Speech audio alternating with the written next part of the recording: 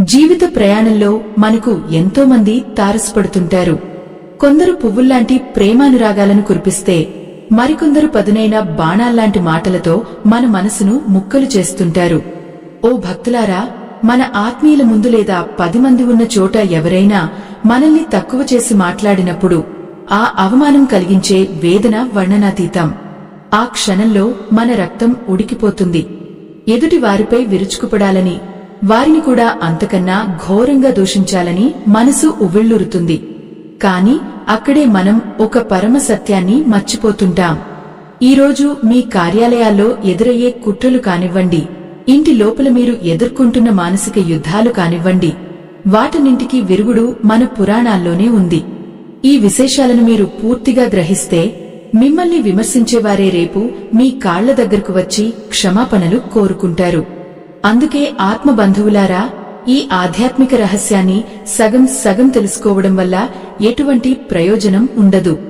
ఆ కృష్ణ పరమాత్ముని సంపూర్ణ అనుగ్రహం మీకు లభించాలన్నా, మీ జీవితంలోని సమస్యలకు పరిష్కారం దొరకాలన్నా ఈ వివరణను ఎక్కడా ఆపకుండా చివరి వరకు వినండి. నిశ్శబ్దంగా ఉంటూనే శత్రువును ఎలా ఓడించవచ్చో ఈ కథ మనకు నేర్పుతుంది. మహాభారత కాలంలో ధర్మరాజు రాజసూయ యాగం తలపెట్టిన ఆ సందర్భాన్ని ఒక్కసారి గుర్తుకు తెచ్చుకుందాం. అది ఒక అద్భుతమైన సభ. దేశ విదేశాల నుండి మహారాజులు, మహర్షులు, జ్ఞానులు అందరూ తరలివచ్చారు. ఆ సభలో అందరికంటే ముందుగా ఎవరికి అగ్రపూజ చేయాలి అనే ప్రశ్న తలెత్తింది. అప్పుడు కురువృద్ధుడైన భీష్మ పితామహుడు ఆలోచించి, సర్వలోక రక్షకుడైన ఆ శ్రీకృష్ణుడికే మొదటి పూజ జరగాలని ప్రతిపాదించారు. ఆ మాట వినగానే సభలో ఉన్న వారందరూ హర్షధ్వానాలు చేశారు. కాని ఒక్కడు మాత్రం ఆ నిర్ణయాన్ని తట్టుకోలేకపోయాడు. వాడే చేది దేశాధిపతి అయిన శిశుపాలుడు. శిశుపాలుడు కృష్ణుడికి మేనత్త కొడుకు అవుతాడు. అంటే వరసకు సోదరుడే. కాని అతని మనసంతా అసూయ, ద్వేషంతో నిండిపోయింది. కృష్ణుడికి అగ్రపూజ చేయడం చూసి శిశుపాలుడు ఓర్చుకోలేకపోయాడు. సభ మధ్యలోకి వచ్చి కృష్ణుడిని నోటికొచ్చినట్లు తిట్టడం మొదలుపెట్టాడు. ఆ దూషణలు సామాన్యమైనవి కావు. కృష్ణుడి పుట్టుకను, పెరిగిన తీరును, ఆయన చేసిన పనులను అత్యంత హీనంగా అవమానించడం ప్రారంభించాడు. ఓ గొల్లవాడికి, దొంగతనంగా వెన్న తిన్నవాడికి ఈ సభలో ఇంత గౌరవం ఇస్తారా అంటూ విర్రవీగుతూ మాట్లాడసాగాడు. ఆ సమయంలో సభలో ఉన్న పాండవులకు, ఇతర రాజులకు విపరీతమైన కోపం వచ్చింది. భీముడైతే గద పట్టుకుని శిశుపాలుడి తల పగలగొట్టడానికి సిద్ధమయ్యాడు. కాని శ్రీకృష్ణుడు మాత్రం చాలా ప్రశాంతంగా ఉన్నాడు. ఆయన పెదవులపై ఒక చిరునవ్వు చెదరలేదు. ఎవరైనా మనల్ని ఒక్క మాట అంటేనే మనం తట్టుకోలేం, అటువంటిది వందలాది మంది మహారాజుల ముందు శిశుపాలుడు అంతలా అవమానిస్తుంటే కృష్ణుడు ఎందుకు మౌనంగా ఉన్నాడు అని అందరూ ఆశ్చర్యపోయారు. ఆ మౌనం వెనుక ఒక గొప్ప కారణం ఉంది. అది మనందరి జీవితాలకు ఒక పాఠం. శిశుపాలుడు పుట్టినప్పుడు 4 చేతులు, 3 కళ్లతో వికృతంగా పుట్టాడు. వాడు ఎవరి ఒడిలోకి వెళ్లినప్పుడు ఆ అదనపు అవయవాలు రాలిపోతాయో వాడి చేతిలోనే వాడికి మరణం సంభవిస్తుందని ఒక ఆకాశవాణి చెబుతుంది. ఒకసారి శ్రీకృష్ణుడు మేనత్త ఇంటికి వెళ్లినప్పుడు ఆయన శిశుపాలుడిని ఒడిలోకి తీసుకోగానే ఆ వింత అవయవాలు మాయమైపోతాయి. అప్పుడు శిశుపాలుడి తల్లి భయపడి, కృష్ణ, నా కొడుకు తప్పులను క్షమించి వాడిని చంపవద్దని వేడుకుంటుంది. అప్పుడు కృష్ణుడు తన మేనత్తకు ఒక మాట ఇస్తాడు. శిశుపాలుడు చేసే 100 తప్పులను నేను భరిస్తాను, 101వ తప్పు చేసినప్పుడు మాత్రం శిక్ష తప్పదని అభయమిస్తాడు. ఆ మాటను నిలబెట్టుకోవడం కోసమే కృష్ణుడు ఆ సభలో అంతటి అవమానాన్ని భరిస్తూ మౌనంగా కూర్చున్నాడు. శిశుపాలుడు తిడుతున్న కొద్దీ కృష్ణుడు మనసులో లెక్క పెట్టుకుంటున్నాడు. 1, 2, 10, 50 అంటూ ఆ సంఖ్య పెరుగుతూనే ఉంది. శిశుపాలుడు ఏమనుకున్నాడంటే, నేను ఇన్ని మాటలు అంటున్నా కృష్ణుడు ఏమీ అనడం లేదంటే వాడు నా భయపడిపోతున్నాడు అని భ్రమపడ్డాడు. లోకంలో చాలామంది అలాగే ఉంటారు. మనం ఓర్పుతో ఉన్నామంటే అది మన చేతకానితనం అనుకుంటారు. మన మౌనాన్ని మన బలహీనతగా భావిస్తారు. కాని ఆత్మబంధువులారా, మౌనం అనేది బలహీనత కాదు, అది ఒక ఆయుధం. సరైన సమయం కోసం వేచి చూడటం అనేది ఒక వ్యూహం. ఆఫీసులో మీ సహోద్యోగి మిమ్మల్ని తక్కువ చేసి మాట్లాడినప్పుడు లేదా ఇంట్లో ఎవరైనా మిమ్మల్ని మాటలతో వేధించినప్పుడు వెంటనే స్పందించడం వల్ల మనం వారి స్థాయికి దిగజారిపోతాం. కృష్ణుడు అక్కడ అరిచి ఉంటే ఆ సభ యొక్క పవిత్రత పోయేది. పైగా శిశుపాలుడికి ఒక అవకాశం దొరికేది. కాని కృష్ణుడు అలా చేయలేదు. ఆ అవమానాలన్నింటినీ ఒక ఆభరణంలా స్వీకరిస్తూ లోపల తన కార్యాచరణను సిద్ధం చేసుకున్నాడు. శిశుపాలుడి నోటి నుండి వచ్చే ప్రతి మాట వాడి వినాశనానికి ఒక్కో మెట్టులా మారుతోంది. ఆ 100 తప్పులు పూర్తయ్యే వరకు కృష్ణుడు పరమ శాంతమూర్తిగా కనిపించాడు. సభలో ఉన్న వారందరికీ కృష్ణుడి గొప్పతనం, శిశుపాలుడి మూర్ఖత్వం స్పష్టంగా అర్థమవుతున్నాయి. మనం కూడా మన జీవితంలో ఇలాగే వ్యవహరించాలి. శత్రువు మనల్ని అవమానిస్తున్నప్పుడు మనం నిశ్శబ్దంగా ఉంటే ఆ శత్రువు తనలో తాను దహించుకుపోతాడు. మన ప్రశాంతత వాడికి అతి పెద్ద శిక్ష అవుతుంది. కృష్ణుడు ఆ సమయంలో చూపించిన ఓర్పు వెనుక ఉన్న శక్తి సుదర్శన చక్రం కంటే గొప్పది. ఆ రాజసభలో వాతావరణం క్షణక్షణానికి వేడెక్కుతోంది.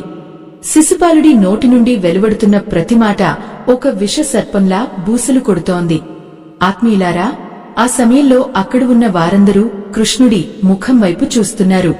కొందరు జాలిగా, మరికొందరు ఆశ్చర్యంగా, ఇంకొందరు ఆవేదనతో ఆ పరమాత్ముని వీక్షిస్తున్నారు. శిశుపాలుడు మాత్రం తన అహంకారంతో కళ్ళు మూసుకుపోయి కృష్ణుడు భయపడి కిక్కురుమనకుండా కూర్చున్నాడని భావిస్తూ మరింత రెచ్చిపోతున్నాడు. వాడు అనుకుంటున్నాడు, తన మాటల ధాటికి ఆ జగన్నాథుడే వణికిపోతున్నాడని. కాని అక్కడే వాడు తన మరణ శాసనాన్ని తనే రాసుకుంటున్నాడు. మన నిత్య జీవితంలో కూడా సరిగ్గా ఇలాగే జరుగుతుంది. కార్యాలయాల్లో మన ఎదుగుదలను చూసి ఓర్వలేనివారు మనపై లేనిపోని నిందలు వేస్తూ 10 మందిలో మనల్ని కించపరచాలని చూస్తుంటారు. ఆ సమయంలో మనం కూడా తిరిగి వారితో వాదనకు దిగితే చూసేవారికి ఆ విమర్శకుడికి మనకు తేడా లేకుండా పోతుంది. కృష్ణుడు ఆ రోజు మౌనంగా ఉండటం ద్వారా ఒక గొప్ప పాఠాన్ని నేర్పారు. శత్రువు విసిరే మాటల బాణాలను మనం స్వీకరించకపోతే అవి తిరిగి ఆ శత్రువునే గాయపరుస్తాయి. నిశ్శబ్దం అనేది ఒక కవచం లాంటిది. అది ఎదుటివారి కోపాన్ని నీరుగారుస్తుంది. శిశుపాలుడు తన దూషణల పరంపరను కొనసాగిస్తూనే ఉన్నాడు. ఓ భక్తులారా, వాడు కృష్ణుడిని ఉద్దేశించి, నువ్వు ఏ ధర్మం తెలిసిన వాడివని నీకు అగ్రపూజ చేయాలి. నీవు బలరాముడి తమ్ముడివి మాత్రమే. నీకు ఏ రాజ్యము లేదు. కేవలం ఒక చిన్న ద్వారకను నిర్మించుకుని అక్కడ దాక్కున్నావు అని ఎగతాళి చేశాడు. ఆ మాటలకు ధర్మరాజు కళ్లలో నీళ్లు తిరిగాయి. తన అతిథిని తన కళ్ల ముందే ఒక మూర్ఖుడు అవమానిస్తుంటే భరించడం ఆయనకు కష్టమైంది. కాని కృష్ణుడు తన కళ్లతోనే ధర్మరాజును శాంతించమని సైగ చేశాడు. ఆ చూపులో ఎంతటి గాంభీర్యం ఉందో అంతటి హెచ్చరిక కూడా ఉంది. అక్కడ జరుగుతున్నది కేవలం ఒక వ్యక్తిని దూషించడం కాదు. అది ఒక నీతికి, అవినీతికి మధ్య జరుగుతున్న పోరాటం. శత్రువు మనల్ని అవమానిస్తున్నప్పుడు మనం ఎంత ప్రశాంతంగా ఉంటామో అంతగా మనం ఆ పరిస్థితిపై పట్టు సాధిస్తాం. ఆత్మ బంధువులారా, ఆలోచించండి. ఒక నిప్పు కణికను మనం చేతిలోకి తీసుకోకపోతే అది మనల్ని కాల్చలేదు. అలాగే ఎదుటివారు విసిరే అసహ్యకరమైన మాటలను మనం మనసులోకి తీసుకోకపోతే అవి మనల్ని ఏమీ చేయలేవు. శిశుపాలుడు తన శక్తిని మాటల రూపంలో ఖర్చు చేస్తున్నాడు. కృష్ణుడు మాత్రం తన శక్తిని మౌనం ద్వారా పోగు చేసుకుంటున్నాడు. సభలో ఉన్న భీష్మ పితామహుడు లేచి శిశుపాలుడిని వారించడానికి ప్రయత్నించాడు. శిశుపాలా, ఆపు నీ పిచ్చి మాటలు. కృష్ణుడు ఎవరో నీకు తెలియదు. ఆయన సాక్షాత్తు పరమాత్ముడు అని హెచ్చరించాడు. కాని శిశుపాలుడు మరింత రెచ్చిపోయి, ఓ ముసలివాడా, నీకు కూడా బుద్ధి గడ్డి తిన్నది. అందుకే ఈ గొల్లవాడిని పొగుడుతున్నావు అని భీష్ముడిని కూడా అవమానించాడు. అప్పుడు సభలో కలకలం రేగింది. కొందరు రాజులు శిశుపాలుడి వైపు చేరారు. విభజించి పాలించడం అనే కుతంత్రం అక్కడ కూడా మొదలైంది. రాజకీయం అనేది ఈనాటిది కాదు. అది అనాదిగా వస్తున్న ఒక మానసిక వ్యాధి. మీరు పనిచేసే చోటు కూడా ఇలాగే కొందరు గుంపులు కడతారు. ఒకరిని ఒంటరిని చేసి వారిపై మాటల దాడి చేయడం ద్వారా ఆనందం పొందుతారు. అటువంటి సమయాల్లో మీరు కృంగిపోవద్దు. కృష్ణుడు ఆ సభలో ఒంటరిగా కనిపించినా ఆయన వెనుక ధర్మం ఉంది. ఎవరి వెనుకైతే సత్యం ఉంటుందో వారు 100 మందిని ఎదిరించగలరు. శిశుపాలుడు చేస్తున్న తప్పులు 90కి చేరుకున్నాయి. సమయం దగ్గర పడుతోంది. అయినా కృష్ణుడు ఇంకా చిరునవ్వుతోనే ఉన్నాడు. ఆ చిరునవ్వు వెనుక ఉన్న అర్థం శిశుపాలుడికి బోధపడలేదు. అది వినాశకాలే విపరీత బుద్ధి అంటే ఇదే మరి.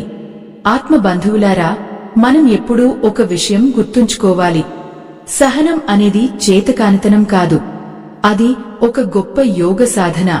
మనల్ని ఎవరైనా తిట్టినప్పుడు మనం వెంటనే స్పందించడం వల్ల మనలోని శక్తి క్షీణిస్తుంది. కాని అదే మాటలను భరిస్తూ నిశ్శబ్దంగా ఉంటే మనలో ఒక అలౌకికమైన బలం ఏర్పడుతుంది. కృష్ణుడు ఆనాడు చూపించిన ఆ ఓర్పు రాబోయే భయంకరమైన యుద్ధానికి ఒక పునాది లాంటిది. పెద్ద దెబ్బ కొట్టే ముందు పులి 2 అడుగులు వెనక్కి వేస్తుంది. కృష్ణుడి మౌనం కూడా అటువంటిదే. అది ఒక తుపాను ముందున్న ప్రశాంతత. శిశుపాలుడు ఇప్పుడు కృష్ణుడి వ్యక్తిగత జీవితంపై దాడి చేయడం మొదలుపెట్టాడు. రుక్మిణీదేవిని కృష్ణుడు ఎత్తుకుపోయాడని, అది ధర్మం కాదని సభలో అందరి ముందు అసత్యాలు ప్రచారం చేయసాగాడు. ఆ మాటలకు కృష్ణుడి కళ్లలో చిన్న మెరుపు మెరిసింది. అప్పటివరకు కేవలం తనను తిట్టినందుకు ఊరుకున్న కృష్ణుడు ఇప్పుడు తన భక్తురాలిని, తన అర్ధాంగిని తక్కువ చేసి మాట్లాడుతుంటే గమనిస్తున్నాడు. మన జీవితంలో కూడా మనల్ని తిడితే భరించవచ్చు, కాని మనకు ఇష్టమైన వారిని, మన గౌరవాన్ని దెబ్బతీస్తే మాత్రం ఊరుకోకూడదు. కాని దానికి కూడా ఒక సమయం ఉంటుంది. ఆ సమయం ఎప్పుడు వస్తుంది? శత్రువు తన పరిమితులను పూర్తిగా దాటినప్పుడు, వాడు ఇక దిద్దుకోలేని స్థితికి చేరుకున్నప్పుడు మాత్రమే మనం స్పందించాలి.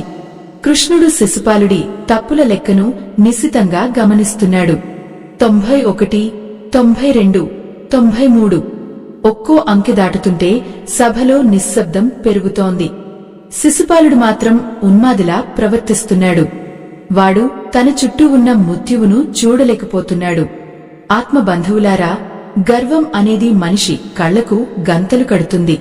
ఆ గంతలు ఉన్నంత కాలం మనిషికి తన వినాశనం కనిపించదు. ఈ లోకంలో ప్రతి ఒక్కరికీ ఒక పరిమితి ఉంటుంది. ఆ పరిమితి దాటే వరకు మనం ఓపిక పట్టాలి. ఆ ఓపికే మనల్ని విజేతలుగా నిలబెడుతుంది. శిశుపాలుడు అనుకుంటున్నాడు తనే గొప్ప వీరుడినని, కాని వాడు ఒక చిన్న పురుగులాంటివాడని కృష్ణుడికి తెలుసు. ఈ విశ్వాన్ని శాసించే పరమాత్ముడు ఒక సామాన్య మానవుడిలా ఆ అవమానాలను భరిస్తున్నాడంటే అది కేవలం ధర్మం కోసం, తాను ఇచ్చిన మాట కోసం. మన జీవితంలో కూడా మనం ఇచ్చిన మాట కోసం, మన విలువలను కాపాడుకోవడం కోసం కొన్ని అవమానాలను భరించక తప్పదు. కాని ఆ భరించడం వెనుక ఒక లక్ష్యం ఉండాలి. ఆ రాజసభలో నిశ్శబ్దం గాలిలో తేలుతున్నట్లుగా ఉంది. ప్రతి ఒక్కరి గుండె చప్పుడు వారికే వినిపిస్తోంది. శిశుపాలుడి గొంతులో కర్కశత్వం హెచ్చుతోంది తప్ప తగ్గడం లేదు. ఆత్మీయులారా, వాడు ఇప్పుడు కృష్ణుడి బాల్యం వైపు తన విషాన్ని చిమ్ముతున్నాడు.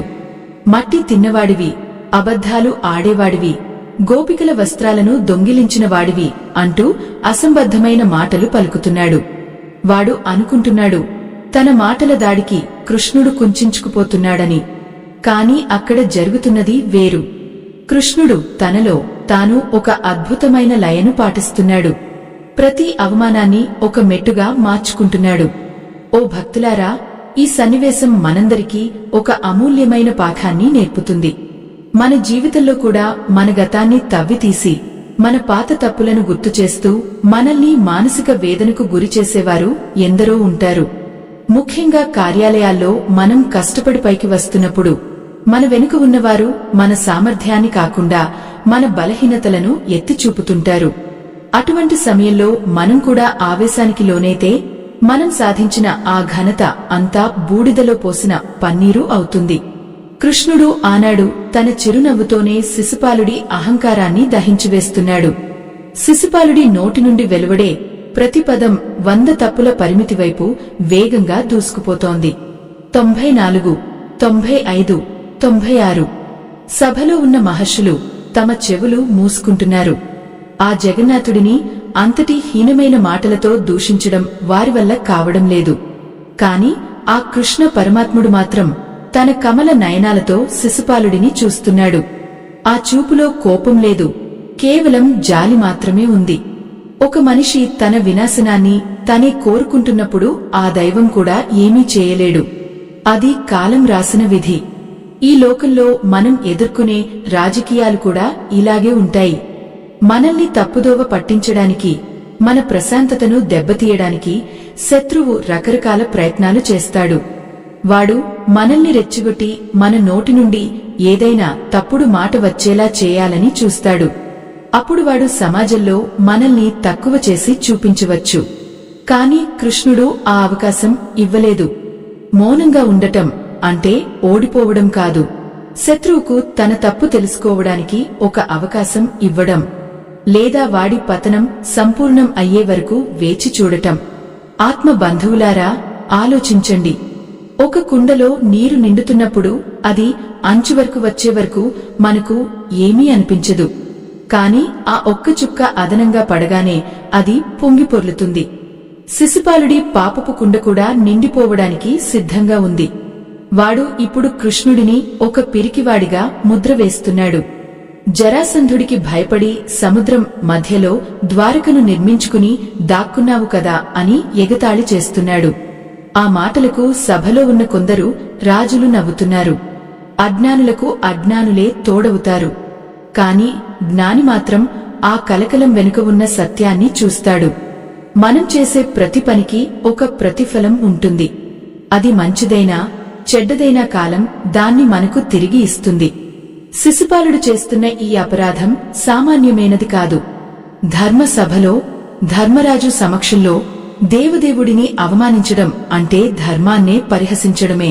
మన ఇంట్లోగాని బయటగాని ఎవరైనా అన్యాయంగా మనల్ని నిందిస్తుంటే ఆ నిందలన్నీ వారి ఖాతాలోనే జమ అవుతాయి.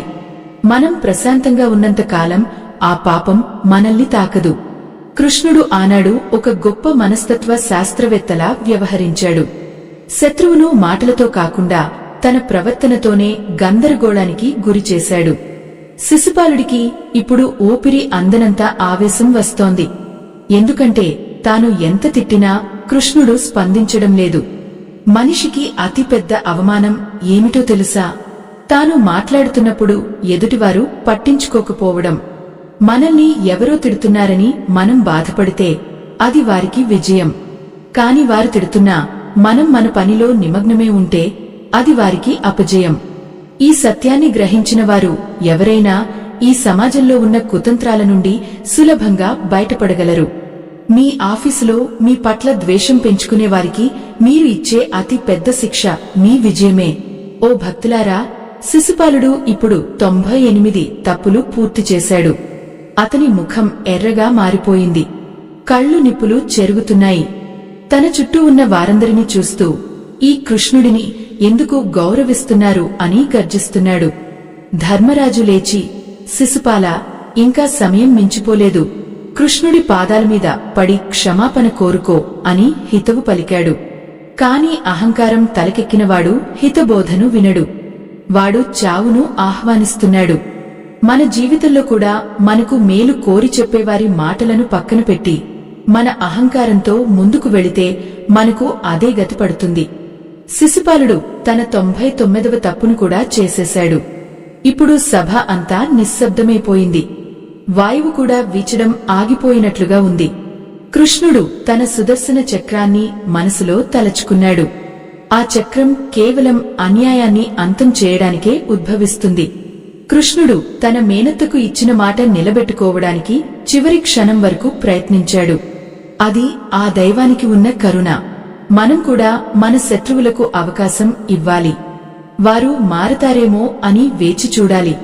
కాని వారు తమ పరిమితిని దాటినప్పుడు మాత్రం మన మౌనాన్ని వీడాలి. ఆత్మబంధువులారా, ఈ కథ కేవలం ఒక పురాణగాథ కాదు. ఇది ప్రతి మనిషి తన అంతరంగంలో చేసుకోవాల్సిన యుద్ధం.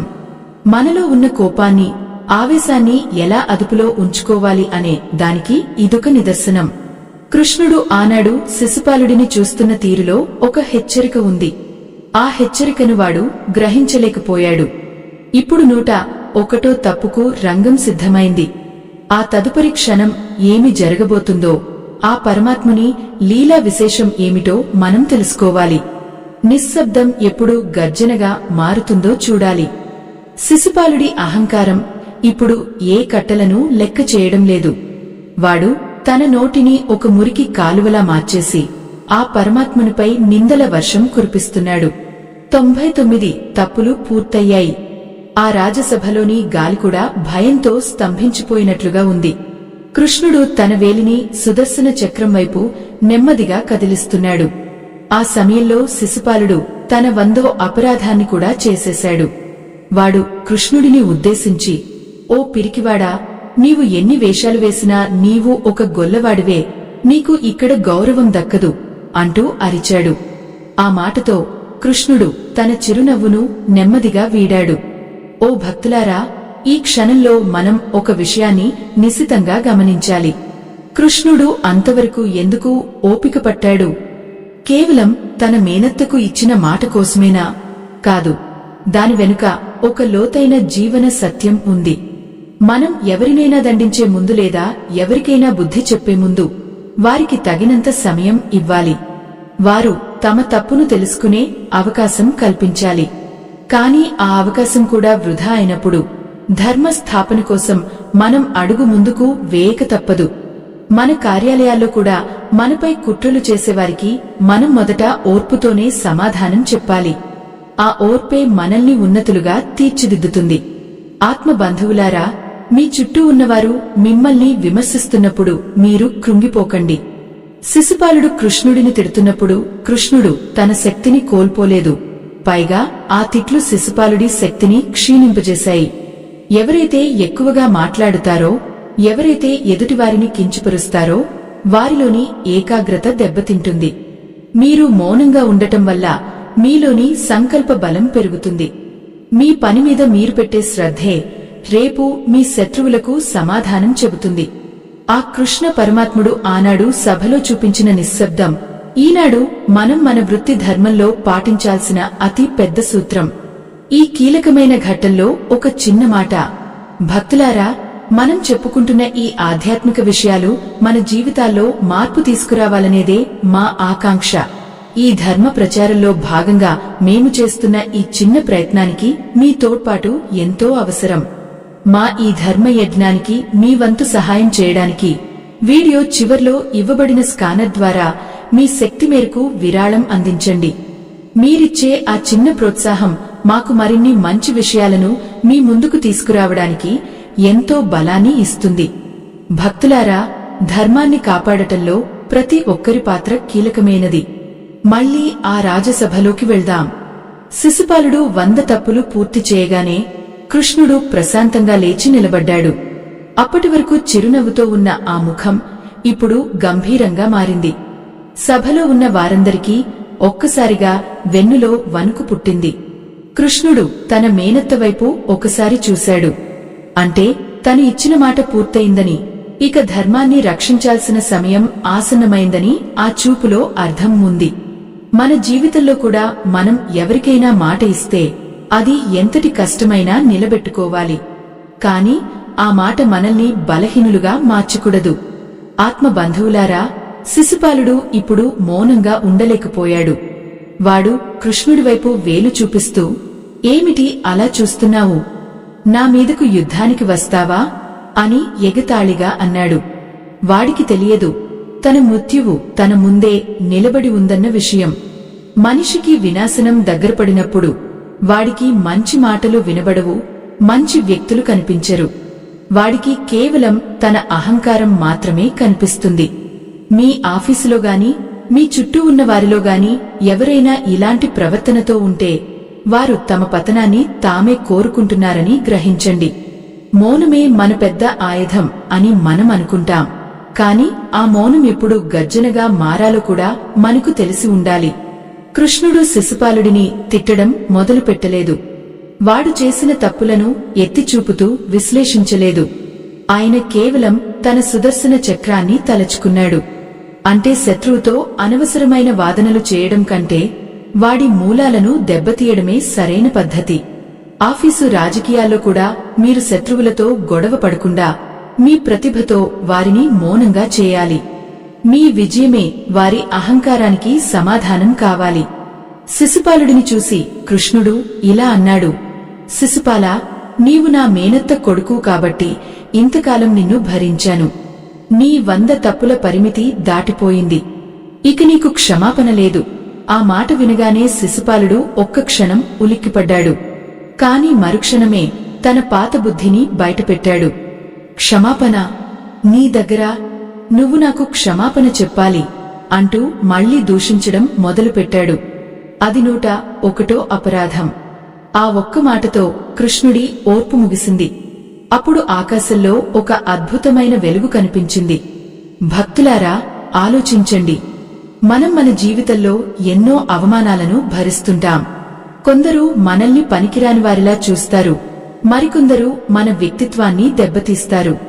అటువంటి సమయాల్లో మనం కృంగిపోతే అది వారి విజయమే అవుతుంది. కృష్ణుడు ఆనాడు శిశుపాలుడి మాటలకు బాధపడలేదు. ఎందుకంటే ఆయనకు తన విలువ ఏమిటో తెలుసు. మనకు మన విలువ తెలిసినప్పుడు ఎదుటివారు ఏమన్నా అది మనల్ని తాకదు. మీరు మీ అంతరంగంలో స్థిరంగా ఉండాలి. ఎటువంటి తుపాను వచ్చినా చలించని కొండలా మీ మనసును మలచుకోవాలి. ఆ రాజసభలో ఇప్పుడు ఏం జరగబోతోంది? సుదర్శన చక్రం తన ప్రతాపాన్ని ఎలా చూపించబోతోంది? ఆ భయంకరమైన దృశ్యం వెనుక ఉన్న పరమార్థం ఏమిటి? ఈ విషయాలను మనం లోతుగా అర్థం చేసుకోవాలి. శత్రువును అంతం చేయడం అంటే కేవలం భౌతికంగా చంపడం కాదు, వాడిలోని అహంకారాన్ని, అజ్ఞానాన్ని తుడిచిపెట్టడం. కృష్ణుడు ఆనాడు చేసిన పని ఒక యజ్ఞం లాంటిది. అక్రమాన్ని అడ్డుకోవడానికి ఆయన ఎంచుకున్న మార్గం అత్యంత ఖచ్చితమైనది. ఆ మలుపు గురించి, ఆ తదుపరి సన్నివేశం గురించి మనం తెలుసుకోవాల్సినవి ఇంకా ఎన్నో ఉన్నాయి.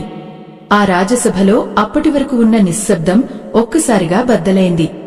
శిశుపాలుడు 101 అపరాధం చేయగానే ఆకాశం నుండి ఒక భయంకరమైన గర్జన వినిపించింది. అది ప్రకృతి ఇస్తున్న హెచ్చరిక. ఓ భక్తులారా, మనం ఎప్పుడూ ఒక మాట గుర్తుంచుకోవాలి.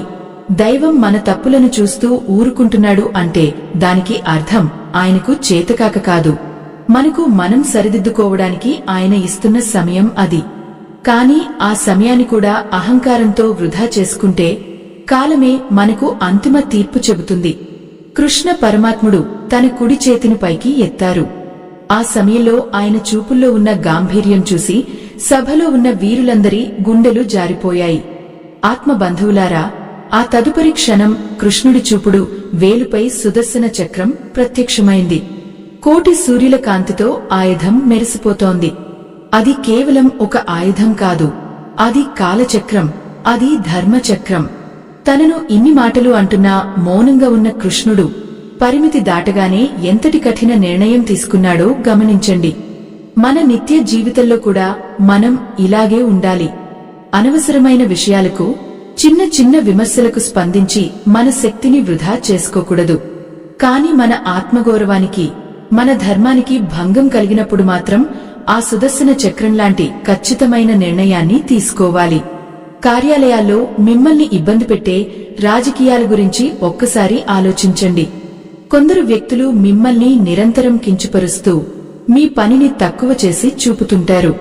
అటువంటి వారు శిశుపాలుడిలాంటివారే. వారు తమ తప్పుల లెక్కను పెంచుకుంటూ పోతుంటారు. మీరు మౌనంగా ఉండి మీ పనిని మీరు చేసుకుపోతుంటే వారి అహంకారం మరింత పెరుగుతుంది. ఆ అహంకారమే వారిని ఒకరోజు పెద్ద తప్పు చేసేలా ప్రేరేపిస్తుంది. అప్పుడు మీరు స్పందించాల్సిన అవసరం లేకుండానే వారి తప్పులే వారిని ఉన్నతాధికారుల ముందు లేదా సమాజం ముందు దోషులుగా నిలబెడతాయి. కృష్ణుడి మౌనం మనకు నేర్పే అతి పెద్ద పాఠం ఇదే. సభలో ఉన్న వారందరూ ఆశ్చర్యంతో నోరెళ్లబెట్టారు. శిశుపాలుడు మాత్రం ఆ సుదర్శన చక్రాన్ని చూసి కూడా భయపడలేదు.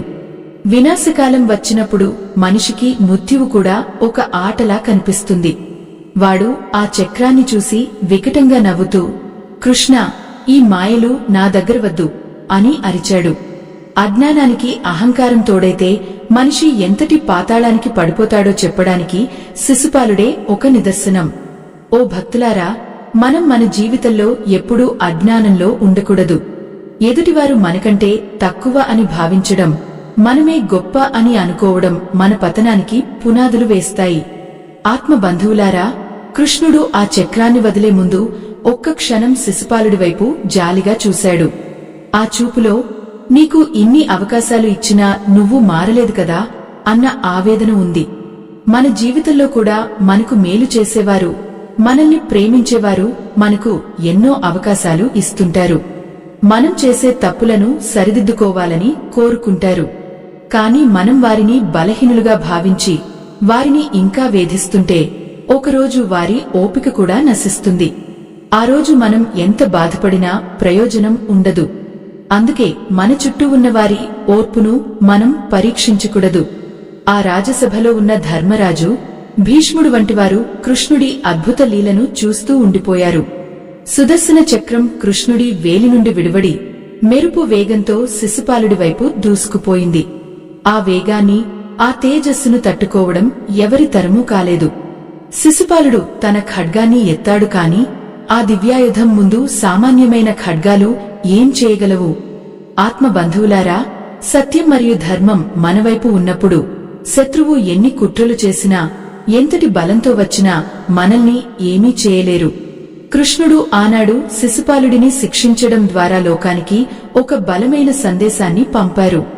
మనం పడే అవమానాలు, మనం అనుభవించే బాధలు అన్నీ మనల్ని బలవంతులుగా మార్చడానికే వస్తాయి. ఎవరైతే శిశుపాలుడిలా విర్రవీగుతారో వారు ఖచ్చితంగా పతనం చెందుతారు. మీరు ఈరోజు కార్యాలయంలో పడుతున్న ఇబ్బందులు, మీ ఇంట్లో ఎదుర్కొంటున్న మానసిక యుద్ధాలు అన్నీ ఆ కృష్ణుడికి తెలుసు. ఆయన మీకు ఇచ్చే సందేశం ఒక్కటే, ఓర్పు పట్టండి, సరైన సమయం కోసం వేచి చూడండి. మీరు మౌనంగా ఉంటూ మీ ధర్మాన్ని మీరు పాటిస్తే ఆ పరమాత్ముడే మీ శత్రువులకు బుద్ధి చెబుతాడు. మనం యుద్ధం చేయాల్సిన అవసరం లేదు, మన తరపున ధర్మమే యుద్ధం చేస్తుంది. సభలో ఉన్న వారందరూ ఒక్కసారిగా హరి నామ స్మరణ చేశారు. శిశుపాలుడి తల తెగి కింద పడగానే అతనిలోని తేజస్సు వచ్చి కృష్ణుడిలో లీనమైపోయింది. ఇది ఒక చిత్రమైన విషయం. అంతలా తిట్టిన వాడిని కూడా కృష్ణుడు తనలో ఐక్యం చేసుకున్నాడంటే ఆయన ఎంతటి కరుణామయుడో అర్థం చేసుకోండి. శిశుపాలుడు పూర్వజన్మలో జయ విజయులలో ఒకడు. శాపం కారణంగా రాక్షసుడిగా పుట్టాడు. కృష్ణుడి చేతిలో మరణించడం ద్వారా అతనికి మోక్షం లభించింది. ఓ భక్తులారా, మన శత్రువులను కూడా మనం ద్వేషించకూడదు. వారి అజ్ఞానాన్ని చూసి జాలిపడాలి. ఎందుకంటే వారు తమకు తెలియకుండానే తమ వినాశనాన్ని కొని తెచ్చుకుంటున్నారు. మన జీవిత ప్రయాణంలో మనకు ఎదురయ్యే అవమానాలు మనల్ని దహించకూడదు, మనల్ని ప్రకాశింపజేయాలి. ఒక వజ్రాన్ని ఎంత చెక్కితే అంత కాంతి వస్తుంది. అలాగే మనల్ని మాటలతో చెక్కుతున్న శత్రువులను మన ఎదుగుదలకు తోడ్పడే శిల్పులుగా భావించాలి. వారు మిమ్మల్ని తిడుతున్నారంటే మీరు వారికంటే ఉన్నత స్థితిలో ఉన్నారని అర్థం. కృష్ణుడు ఆనాడు రాజసభలో అగ్రపూజ అందుకుంటున్నప్పుడు శిశుపాలుడు తిట్టాడు. అంటే లోకంలో ఎవరైతే గౌరవం పొందుతారో వారికే విమర్శలు కూడా ఎదురవుతాయి. విమర్శలు లేని జీవితం ఒక సాధారణ జీవితం. విమర్శలను తట్టుకుని నిలబడే జీవితమే ఒక సార్థకమైన జీవితం. ఆత్మ బంధువులారా, శిశుపాలుడి పతనం తర్వాత ఆ సభలో ఒక వింతైన ప్రశాంతత నెలకొంది. అందరూ కృష్ణుడి శక్తిని చూసి భయభక్తులతో నమస్కరించారు. కాని కృష్ణుడు మాత్రం ఏమీ జరగనట్లే మళ్లీ తన ఆసనంలో కూర్చున్నాడు. అహంకారం అణిగిపోయిన చోట శాంతి వెల్లివిరుస్తుంది. మన మనసులో కూడా ఎప్పుడైతే కోపం, అహంకారం తొలగిపోతాయో అప్పుడే మనకు ఆ పరమాత్ముని దర్శనం కలుగుతుంది. ఈ కథ ద్వారా మనం నేర్చుకోవాల్సింది కేవలం ఒక యుద్ధం గురించి కాదు, మనలోని అంతర్గత యుద్ధాన్ని ఎలా జయించాలి అనే విషయం గురించి. ఆ తదుపరి జరిగిన విశేషాలు, ధర్మరాజు యాగం ఎలా పూర్తయింది అనేది మనం మరిన్ని వివరంగా తెలుసుకోవాలి. ఆ రాజసభలో అప్పుడు ఆవహించిన నిశ్శబ్దం సామాన్యమైనది కాదు. అది ఒక యుగ సంధి కాలంలా అనిపించింది. అప్పటి వరకు శిశుపాలుడి నోటి నుండి వెలువడిన విషపు మాటలు గాలిలో కలిసిపోయాయి.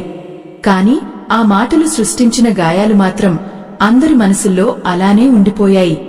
ఆత్మ బంధువులారా, శిశుపాలుడి శరీరం నేలపై పడి ఉండవచ్చు, కాని వాడు ప్రతిబింబించిన ఆ అహంకారం ఆ అసూయ ఈనాటికి మన సమాజంలో మన చుట్టూ ఉన్న వ్యక్తులలో సజీవంగానే ఉన్నాయి. కృష్ణ పరమాత్ముడు తన సుదర్శన చక్రాన్ని వెనక్కి పిలిచినప్పుడు ఆ ఆయుధం తిరిగి వచ్చి ఆయన చూపుడు వేలును తాకింది. ఆ సమయంలో ఆ పరమాత్ముని వేలి నుండి రక్తం ధారగా కారింది. ఓ భక్తులారా, లోక రక్షకుడైన ఆ స్వామికి రక్తం రావడం ఏమిటి అని మీకు ఆశ్చర్యం కలగవచ్చు.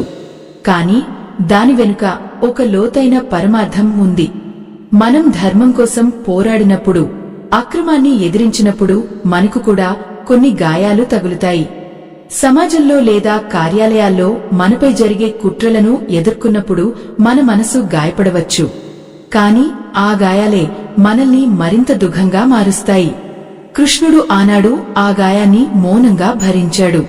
తనను తిట్టినప్పుడు చలించని ఆ స్వామి ధర్మరక్షణ కోసం తన శరీరాన్ని కూడా లెక్క చేయలేదు. ఇది మనం నేర్చుకోవాల్సిన గొప్ప పాఠం. మీరు మీ ఉద్యోగ బాధ్యతలో ఉన్నప్పుడు మీ పై అధికారులు లేదా తోటి ఉద్యోగులు మిమ్మల్ని అనవసరంగా వేధించవచ్చు. ఆ సమయంలో మీరు కృష్ణుడిలా ఓర్పుతో ఉండటం ఎంత ముఖ్యమో, అవసరమైనప్పుడు మీ ప్రతిభతో వారికి సమాధానం చెప్పడం కూడా అంతే ముఖ్యం. మీ విజయం కోసం మీరు చేసే పోరాటంలో కొన్ని ఇబ్బందులు ఎదురవ్వచ్చు. మీ ప్రతిష్టకు చిన్నపాటి భంగం కలగవచ్చు. కాని గుర్తుంచుకోండి, ఆ కృష్ణ పరమాత్ముడే గాయపడ్డాడు అంటే సామాన్య మానవులమైన మనకు కష్టాలు రావడం సహజం. ఆ కష్టాలను చూసి వెనకడుగు వేయకుండా ఆత్మస్థైర్యంతో ముందుకు సాగాలి. ఆ సభలో కృష్ణుడి వేలి నుండి రక్తం కారడం చూసి అందరూ నిశ్చేష్టులయ్యారు. కాని ద్రౌపదీదేవి మాత్రం ఒక్క క్షణం కూడా ఆలోచించలేదు. ఆమె తన ఖరీదైన పట్టు చీర అంచును చించి ఆ పరమాత్ముని వేలికి కట్టుకట్టింది. అది ఒక సోదరి తన సోదరుడిపై చూపిన అచంచలమైన ప్రేమ. ఆత్మబంధువులారా, మనం ఎప్పుడైతే ధర్మం వైపు నిలబడతామో, ఎప్పుడైతే అన్యాయాన్ని ఎదిరిస్తామో, అప్పుడు మనకు అండగా నిలిచేవారు ఎవరో మనకు అర్థమవుతుంది. కష్టకాలంలోనే మన నిజమైన స్నేహితులు, మన ఆత్మీయులు ఎవరో బయటపడతారు. ఆనాడు కృష్ణుడు ద్రౌపది చూపిన ఆ చిన్న సహాయానికి ప్రతిగా ఆమెకు ఆపద వచ్చినప్పుడు అక్షయ వస్త్రాలను ప్రసాదించి కాపాడాడు. మన నిత్య జీవితంలో కూడా మనల్ని అవమానించేవారు కొందరైతే, మనల్ని గుండెల్లో పెట్టుకుని ప్రేమించేవారు మరికొందరు ఉంటారు. మనం ఎప్పుడూ ఆ విమర్శకుల గురించి ఆలోచిస్తూ మన ప్రశాంతతను పాడు చేసుకోకూడదు. శిశుపాలుడిలాంటి వ్యక్తులు మన శక్తిని హరించడానికి ప్రయత్నిస్తారు. కాని ద్రౌపదిలాంటివారు మనకు బలాన్ని ఇస్తారు. ఆఫీసు పాలిటిక్స్ లో మిమ్మల్ని తొక్కేయాలని చూసేవారికంటే మీకు మద్దతుగా నిలిచే ఒక్క మంచి వ్యక్తి ఉన్నా చాలు, మీరు ఏదైనా సాధించగలరు. ఆ కృష్ణతత్వం మనకు నేర్పేది ఇదే. చెడును తుంచేయాలి, మంచిని పెంచాలి. ఓ భక్తులారా, శిశుపాలుడి మరణం తర్వాత ఆ రాజసభలో ధర్మరాజుకు ఒక సందేహం కలిగింది. తన యాగం రక్తపాతంతో ముగిసిందని ఆయన బాధపడ్డాడు.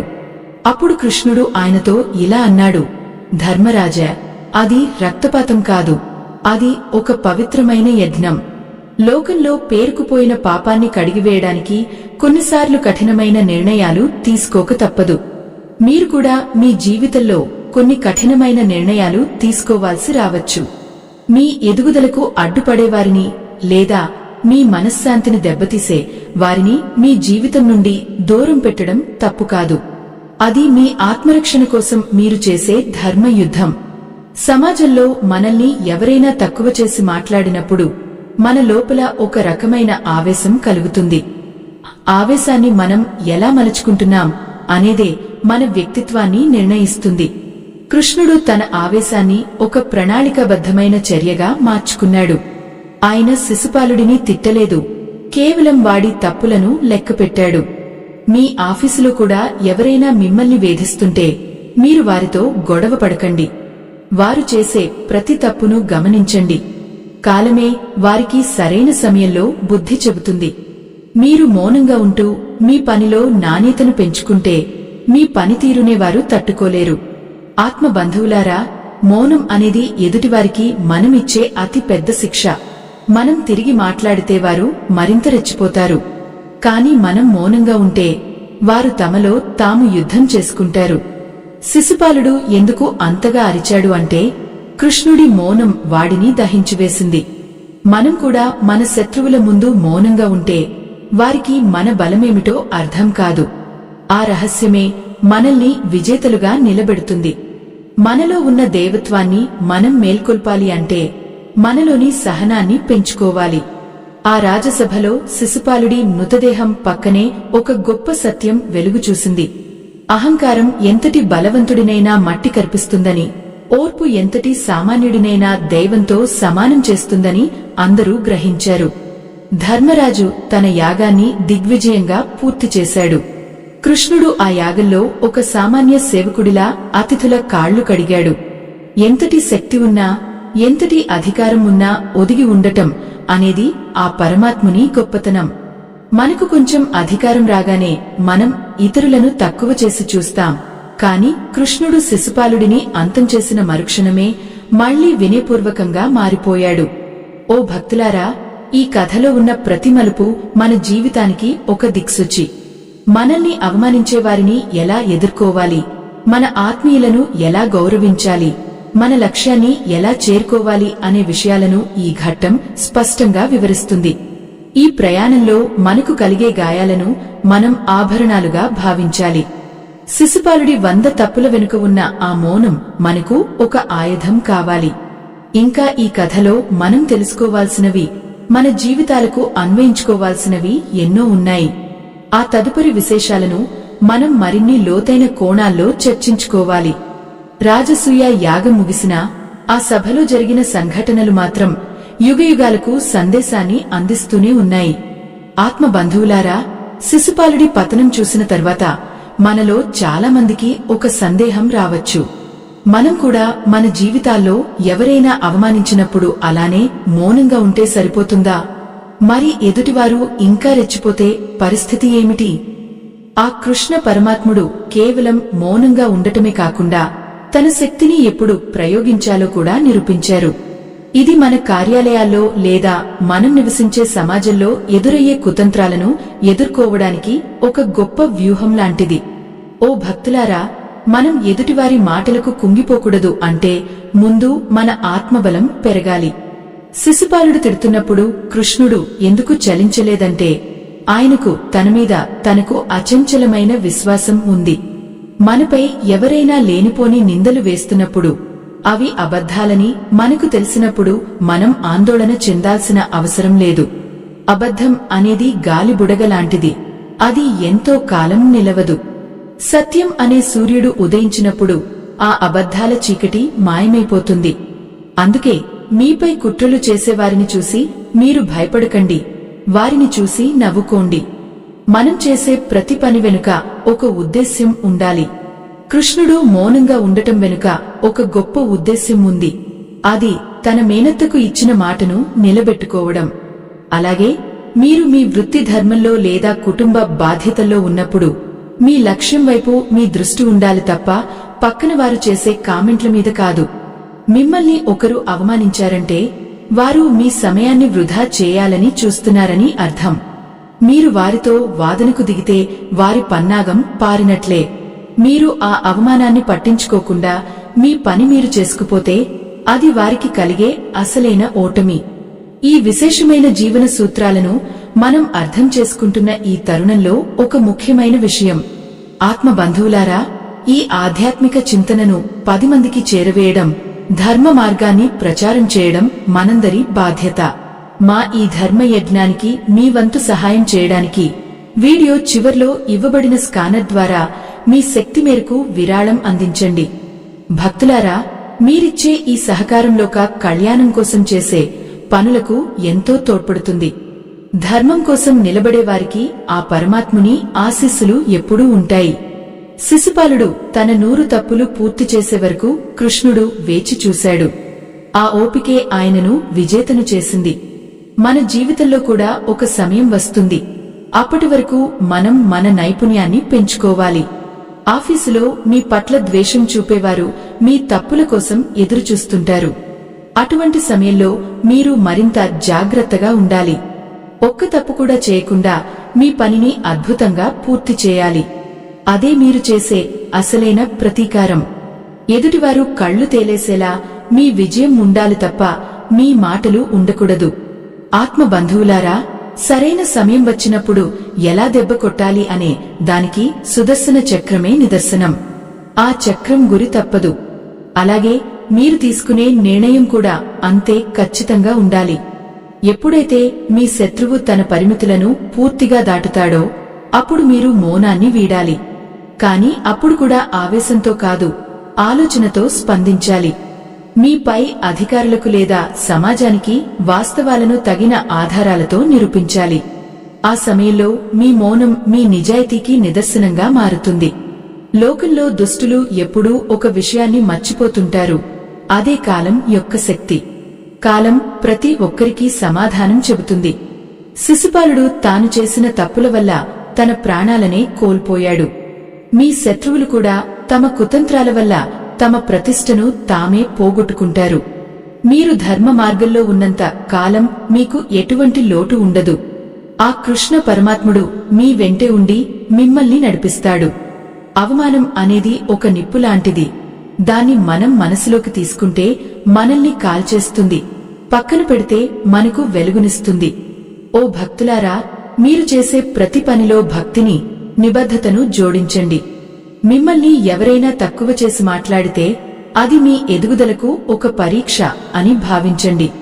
ఆ పరీక్షలో మీరు నెగ్గాలి అంటే మీ మనస్సును కృష్ణుడిలా ప్రశాంతంగా ఉంచుకోవాలి. ఆ ప్రశాంతతే మీకు ఆలోచించే శక్తిని ఇస్తుంది. ఆవేశం మనిషి బుద్ధిని నశింపజేస్తుంది, కాని శాంతం మనిషిని జ్ఞానిగా మారుస్తుంది. రాజసభలో కృష్ణుడు జ్ఞానిగా ఉన్నాడు కాబట్టే శిశుపాలుడిని అంతం చేయగలిగాడు. మీరు కూడా మీ జీవితాల్లో అజ్ఞానాన్ని, అహంకారాన్ని జయించాలి. మన ప్రయాణంలో ఎదురయ్యే ముళ్ళు మనల్ని గాయపరచవచ్చు, కాని మన గమ్యాన్ని మార్చలేవు. శిశుపాలుడు చేసిన ఆ 100 తిట్లు కృష్ణుడి గమ్యాన్ని మార్చలేదు సరే కదా. కృష్ణుడి గొప్పతనాన్ని మరింతగా చాటి చెప్పాయి. మన జీవితంలో కూడా విమర్శలు మనల్ని మరింత ప్రకాశవంతంగా మారుస్తాయి. బంగారాన్ని అగ్నిలో పుటం పెడితేనే దానికి మెరుపు వస్తుంది. అలాగే మనం పడే కష్టాలు, మనం ఎదుర్కొనే అవమానాలు మన వ్యక్తిత్వాన్ని మెరుగుపరుస్తాయి. ఈ సత్యాన్ని గ్రహించినవాడు ఎప్పుడూ దుంహకించడు. ఆత్మ బంధువులారా, ఈ కథ ముగింపు దశకు చేరుకుంటోంది. కాని ఈ కథ నేర్పిన పాఠాలు మాత్రం మన జీవితాంతం గుర్తుంచుకోవాలి. శత్రువును ఎలా ఎదుర్కోవాలి, మౌనం యొక్క గొప్పతనం ఏమిటి, సమయం వచ్చినప్పుడు ఎలా స్పందించాలి అనే విషయాలు ఇప్పుడు మనకు స్పష్టంగా అర్థమయ్యాయి. ఆ కృష్ణ పరమాత్ముని లీలలు కేవలం వినడానికి మాత్రమే కాదు, ఆచరించడానికి కూడా. ఈ 8వ భాగంలో మనం ఈ మొత్తం సారాంశాన్ని మన జీవితాలకు అన్వయించుకోవాల్సిన మరిన్ని లోతైన విషయాలను తెలుసుకుందాం. ఆ పరమాత్ముని అనుగ్రహం మనందరిపై ఉండాలని కోరుకుందాం. ఆ రాజసభలో ఆవహించిన ఆ ప్రశాంతత కేవలం ఒక శత్రువు మరణం వల్ల వచ్చింది కాదు.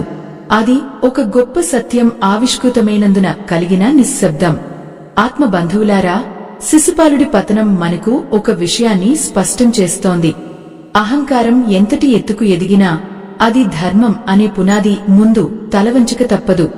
ఆ కృష్ణ పరమాత్ముడు ఆనాడు మనకు నేర్పిన పరమ రహస్యం ఏమిటంటే, నిశ్శబ్దం అనేది కేవలం ఒక స్థితి కాదు, అది ఒక శక్తివంతమైన ప్రతిస్పందన. ఎవరైనా మిమ్మల్ని మాటలతో గాయపరచాలని చూసినప్పుడు మీరు తిరిగి మాట్లాడకుండా ఉండటం అంటే వారి విషయాన్ని మీరు స్వీకరించడం లేదని అర్థం. ఓ భక్తులారా, మనం మన కార్యాలయాల్లో గాని, నివసించే చోటగాని ఎన్నో విమర్శలను ఎదుర్కొంటూ ఉంటాం. కొందరు మన ఉనికినే తక్కువ చేయడానికి ప్రయత్నిస్తారు. అప్పుడు మనలో కలిగే ఆవేశం మనల్ని బలహీనపరుస్తుంది. కాని కృష్ణుడు శిశుపాలుడి 100 తప్పులను ఎలాగైతే లెక్కపెట్టాడో, మనం కూడా మనపై వచ్చే విమర్శలను ఒక సాక్షిలా గమనించాలి. ఎదుటివాడు తన పరిమితిని దాటినప్పుడు కాలమే వాడికి సరైన సమాధానం చెబుతుంది. మనం చేయాల్సిందల్లా మన పనిని మనం నిజాయితీగా చేసుకుపోవడమే. మీ విజయమే మీ శత్రువుల నోళ్లు మూయించే సుదర్శన చక్రం కావాలి. ఆత్మ బంధువులారా, ఈ రోజుల్లో మానసిక ఒత్తిడికి ప్రధాన కారణం ఎదుటివారు మన గురించి ఏమనుకుంటారు అనే ఆలోచనే. శిశుపాలుడు ఏమనుకుంటాడో అని కృష్ణుడు భయపడి ఉంటే ఆయన ఆనాడు అంతటి ఘనతను పొందేవాడు కాదు. లోకం మనల్ని రకరకాలుగా పిలవవచ్చు, కాని మనం ఎవరమో మన ఆత్మకు తెలుసు. ఆత్మగౌరవం అనేది లోపల నుండి రావాలి తప్ప బయటవారు ఇచ్చే సర్టిఫికేట్ల మీద ఆధారపడకూడదు. ఎవరైతే తనను తాను గౌరవించుకుంటారో వారిని ఈ ప్రపంచం కూడా గౌరవిస్తుంది. అవమానం జరిగినప్పుడు కృంగిపోవడం అజ్ఞానం, ఆ అవమానాన్ని ఒక అనుభవంగా మార్చుకుని ఎదగడం జ్ఞానం. మన మనసు ఒక అద్దం లాంటిది. ఎదుటివారు కోపంగా ఉన్నప్పుడు మనం కూడా కోపపడితే ఆ అద్దంలో వారి వికృత రూపమే కనిపిస్తుంది. కాని మనం ప్రశాంతంగా ఉంటే ఆ అద్దంలో మన దేవత్వం ప్రతిబింబిస్తుంది. శత్రువు మిమ్మల్ని రెచ్చగొడుతున్నాడంటే వాడు మీ ప్రశాంతతను దొంగిలించాలని చూస్తున్నాడని అర్థం. మీ ప్రశాంతతను ఎవరికీ దొంగిలించే అవకాశం ఇవ్వకండి. కృష్ణుడు ఆనాడు శిశుపాలుడిని చూసి నవ్వాడంటే అది అవహేళన కాదు, అది ఒక యోగి యొక్క స్థితి. ఆ స్థితిని మనం కూడా అలవాటు చేసుకోవాలి. ఈ మంచి మాటలు వినే ముందు ఒక చిన్న విన్నపం. ఆత్మ బంధువులారా, ధర్మ ప్రచారం కోసం మేము చేస్తున్న ఈ ప్రయత్నం నిరంతరాయంగా కొనసాగాలన్నా, మరింతమందికి ఈ జ్ఞానాన్ని చేరవేయాలన్నా మీ సహకారం చాలా అవసరం. మా ఈ చిన్న ధర్మ యజ్ఞానికి మీ వంతు సహాయంగా వీడియో చివర్లో ఉన్న స్కానర్ ద్వారా మీ శక్తి మేరకు విరాళం అందించి మమ్మల్ని ప్రోత్సహించవలసిందిగా కోరుతున్నాము. మీరిచ్చే ఆ చిన్న సహకారం ఎందరికో మార్గదర్శకంగా మారుతుంది. భక్తులారా, 10 మందికి మేలు చేసే పనుల్లో పాలు పంచుకోవడం కూడా ఒక రకమైన దైవ సేవయే. నిత్య జీవితంలో ఎదురయ్యే కుతంత్రాల నుండి బయటపడటానికి ఒక చిన్న సూత్రం చెప్తాను వినండి. మీకు ఎవరైనా అపకారం చేస్తే మీరు వెంటనే ప్రతీకారం తీర్చుకోవాలని చూడకండి. ప్రతీకారం అనేది మనల్ని కూడా శత్రువు స్థాయికి తీసుకెళ్తుంది. కాని ఉపేక్షించడం అంటే పట్టించుకోకుండా వదిలేయడం మిమ్మల్ని ఉన్నత స్థితికి చేరుస్తుంది. కృష్ణుడు శిశుపాలుడిని శిక్షించే వరకు ఉపేక్షించాడు. అంటే ఆయనలో పగలేదు, కేవలం ధర్మం మీద దృష్టి ఉంది. మనం కూడా మన ఎదుగుదల మీద దృష్టి పెట్టాలి తప్ప ఇతరులను పడగొట్టడం మీద కాదు. ఓ భక్తులారా, ఈ ప్రపంచంలో ఏదీ శాశ్వతం కాదు. ఈరోజు మిమ్మల్ని అవమానించేవాడు రేపు మీ ముందు తలవంచక తప్పదు. కాలం అనేది ఒక చక్రం, అది తిరుగుతూనే ఉంటుంది. ఈరోజు మీకు కష్టంగా ఉన్నా రేపు సుఖం రాక తప్పదు. మీ నిశ్శబ్దాన్ని మీ బలహీనతగా భావించేవారికి మీ విజయమే ఒక పెడుగులా తగులుతుంది. కృష్ణుడు ఏ ఆయుధమూ పట్టకుండానే కురుక్షేత్ర యుద్ధాన్ని నడిపించాడు. కేవలం తన మాటతో, తన జ్ఞానంతో ధర్మాన్ని గెలిపించాడు. మీరు కూడా మీ జీవితాల్లో ఒక కృష్ణుడిలా మారి మీ ఇబ్బందులను ఎదుర్కోవాలి. మీరు ఏ రంగంలో ఉన్నా మీరు చేసే పనిలో నిజాయితీ ఉంటే దైవం మీ వెంటే ఉంటాడు. ఆఫీసులో మీ పట్ల ద్వేషం చూపేవారు మీలోని పట్టుదలను చూసి అసూయపడవచ్చు, కాని ఆ అసూయే వారిని దహిస్తుంది. మీరు మాత్రం ఒక సముద్రంలా ఉండాలి. ఎన్నో నదులు వచ్చి కలిసినా సముద్రం తన హద్దులను దాటదు. అలాగే ఎన్నో విమర్శలు వచ్చినా మీ వ్యక్తిత్వాన్ని మీరు కోల్పోకూడదు. శాంతం అనేది ఒక గొప్ప తపస్సు. ఆ తపస్సును ఆచరించినవాడు ఈ ప్రపంచాన్ని జయించగలడు. ఆత్మ బంధువులారా, చివరిగా ఒక మాట. మీ గొంతులో భక్తి, మనసులో ధైర్యం ఉంటే ఏ శక్తి మిమ్మల్ని ఆపలేదు. శిశుపాలుడి కథ మనకు నేర్పేది కేవలం ఒక శిక్ష గురించి కాదు, అది ఒక పరివర్తన గురించి. మనలోని కోపాన్ని, ద్వేషాన్ని తొలగించుకుని ప్రేమతో, ఓర్పుతో ఎలా జీవించాలో ఈ ఘట్టం మనకు బోధిస్తుంది. ఎదుటివారు రాయి విసిరితే మీరు పువ్వుతో సమాధానం చెప్పండి. అది వారి అహంకారాన్ని దెబ్బతీస్తుంది. ఆ కృష్ణ పరమాత్ముని కృపా కటాక్షాలు మీ అందరిపై ఎల్లప్పుడూ ఉండాలని, మీ జీవితాల్లో శాంతి, సౌభాగ్యాలు వెల్లివిరియాలని కోరుకుంటున్నాను. ఈ ఆధ్యాత్మిక ప్రయాణం ఇక్కడితో ముగియదు. ప్రతిరోజు మన ప్రవర్తనలో, మన ఆలోచనల్లో కృష్ణతత్వాన్ని నింపుకోవాలి. అప్పుడే మన జీవితం ఒక పవిత్రమైన కావ్యంగా మారుతుంది. లోక కళ్యాణం కోసం మనం చేసే ప్రతి చిన్న ప్రయత్నం కూడా ఆ పరమాత్మునికి ఇష్టమైన పూజ అవుతుంది. భక్తులారా, ఓర్పును ఆయుధంగా చేసుకోండి. నిశ్శబ్దాన్ని కవచంగా మార్చుకోండి. విజయం మీ బానిస అవుతుంది. ఆత్మ బంధువులారా, ఈ ప్రయాణంలో మా తోడు ఎప్పుడూ మీకు ఉంటుంది. సర్వేజన సుఖినో భవంతు.